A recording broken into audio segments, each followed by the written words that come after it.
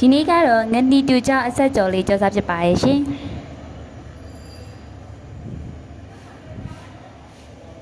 အရင်ဆုံးကျက်သွန်နီလိထားပါရဲ့ဒါကတော့ငချောက်လေးရေးဆေးထားပါ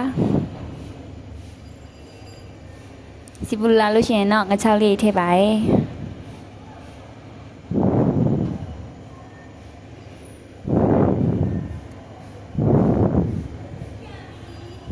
ငချောက်လေးကျွတ်သွားလို့ရှိရင်တော့တက်တက်စေထားပါရဲ့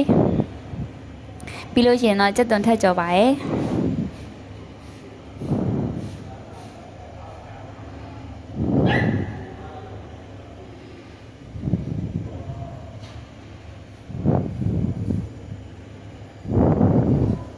ကျက်သွန်လေးကိုကျွတ်တဲ့အထိကြော်ပြရပါတယ်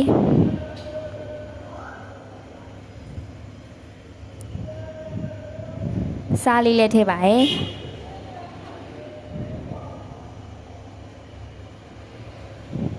ပြီးလို့ရှိရင်တော့ခုနကကြော်ထားတဲ့ငချောက်တွေကိုထည့်ပါရဲ့ပြီးရင်တော့ငရုတ်သီးထည့်ပါရဲ့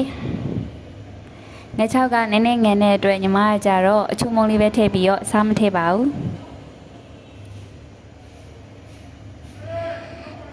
ဒါဆိုရင်တော့အရန်ကိုမစားကောင်းနဲ့ငချောက်ကြော်လေးရပါပြီစားကြပါအောင်ရှင်